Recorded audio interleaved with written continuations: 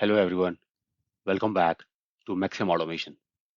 Today in this video, I'm going to discuss the second principle of Solid, which is open-close principle. We'll discuss what this principle says and how we can implement this in our framework. So first, let's talk about what this principle says. It says that an entity like classes or functions should be closed for modifications but open for extension. When I say closed for modification, it means that when we create our class or function, then we should design them in such a way that if in future there is a new requirement comes, then we should not modify our existing class or function. And for adding a new feature, these entities should be closed for modifications. We should only modify these entities when there is a bug in the code. Now, when I said we should not modify our existing classes or methods when there is a new requirement, so how can we add a new requirement? The reason why we set this principle as an open-close principle, because for a new requirement, a class is closed for modification, but open for extension. And by open for extension means that we should design our classes or functions in a way that they can be extended to implement the new requirement. Now let's understand this principle by the example. So let's say that I have this class here called as driver, and this class contains a method to create a WebDriver object based on the browser type on which we want to execute our test. And here, this method takes a string argument for browser type.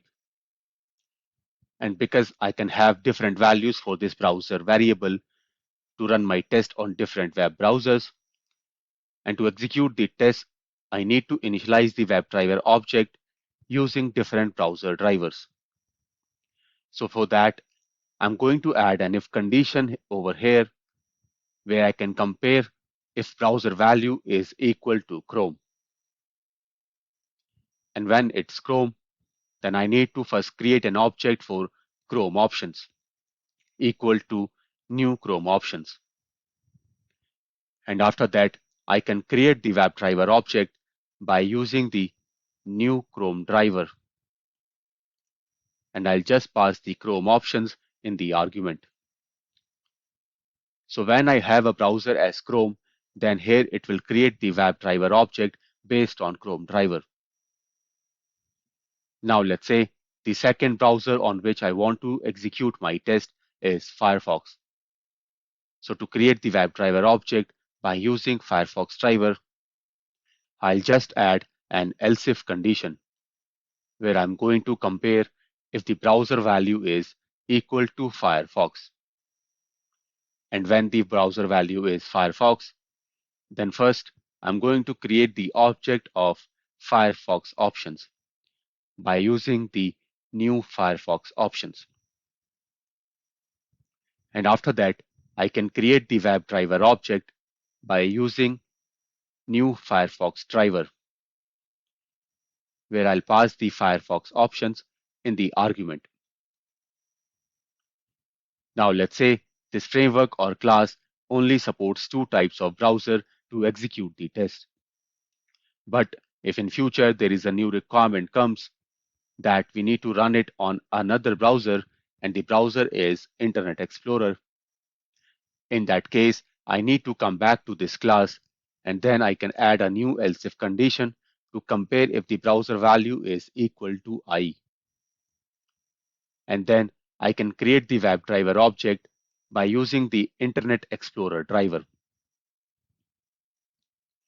So whenever we call this method createDriver to create the WebDriver object based on browser type, then it's going to return the WebDriver object. Now let me add a return statement here to return the WebDriver object. Also, let me add a class variable for WebDriver object. So this object can be initialized based on the browser type. and the object can be returned to perform further operation. Now, when we have the browser value as IE, then I can initialize the WebDriver object by using the new Internet Explorer driver. Also, I'm going to create an Internet Explorer object by using the new Internet Explorer options so that same can be passed in the argument while creating the driver. Now, when we look into this class, then there is nothing wrong here.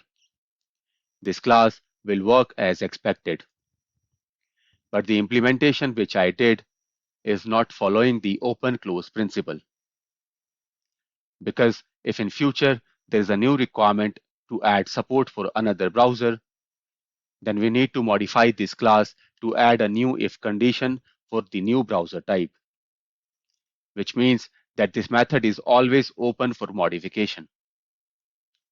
So now the question is, how can we follow or implement the open-close principle? To implement this principle, we can either use interfaces, abstract class, or we can create a base class and then can derive other classes from the base class. When we implement this principle, and if there is a new requirement in future, then we don't need to modify the original code. We can extend the class or methods to write the new logic for new requirements. So in this example here, I'm going to create an interface to implement this principle. Now let me create an interface first, and I'm going to call this interface as drivers. And here I'm going to add a method declaration for creating a WebDriver object. And then I'm going to create different classes for different browsers.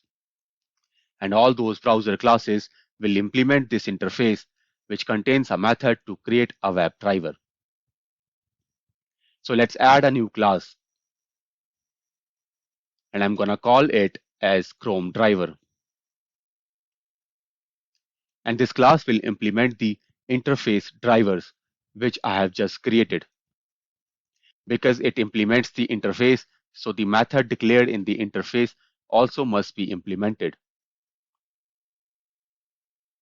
Now I have this create driver method in Chrome driver class, which will contain the logic to create the WebDriver object for Chrome browser. Now let's add the code to create the Chrome options by using new Chrome options. And then I'll return the WebDriver object, which I'm going to create by using Chrome driver. And I'll just pass the Chrome option in the argument. So here we have created the logic in this class to create a WebDriver object when we want to run the test on Chrome browser. And now, if there is a new requirement to run test on another browser, then I don't need to come back to this class to add a new if condition, because now this class is closed for modification. The only responsibility of this class is to create a Chrome driver object. So now it also follows the single responsibility principle. Now let's say there is another requirement to run the test on Firefox as well. In that case, I'll just create another class for the same. And I'm going to call this class as Firefox driver. And in this class also, I'm going to implement the drivers interface and the methods which are declared in this interface. Now we have this create driver method in this class as well, where I can write the code for creating the Firefox driver. So inside this method, I'm going to first create a Firefox options object by using new Firefox options.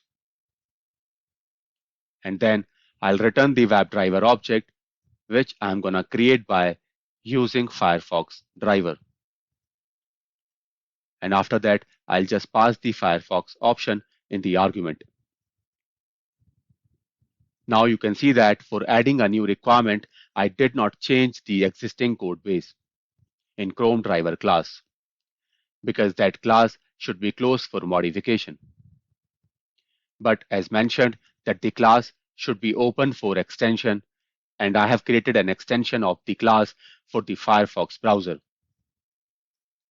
So whenever a new requirement comes to support another browser, then we don't need to modify the existing code. We can create a new class to support a new browser. Now we don't need this class, so let me delete this one. Currently, we can run the test in two browsers. One is Chrome and the other one is Firefox. And let's say I want to add support for Internet Explorer as well. Then let me add a new class again.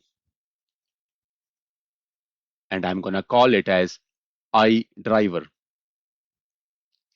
And in this class also, I'm going to implement the drivers interface and the method which is declared in this interface. So now I have this create driver method available in this class as well. And I can write the code for creating the iDriver. So first I'm going to create Internet Explorer options by using new Internet Explorer options. And then I'll return the WebDriver object, which I'm going to create by using Internet Explorer driver. After that, I'll just pass the Internet Explorer option in the argument. So this is how I have implemented open-close principle by using interface. Whenever a new requirement came to support another browser, then I did not modify the existing code. I have just created another class to write the separate code to support a new browser. So this is how you can also follow the open-close principle while designing your classes or methods. I hope you liked it. Please put your comments in the comment box. Also, please do not forget to subscribe to the channel. Thank you.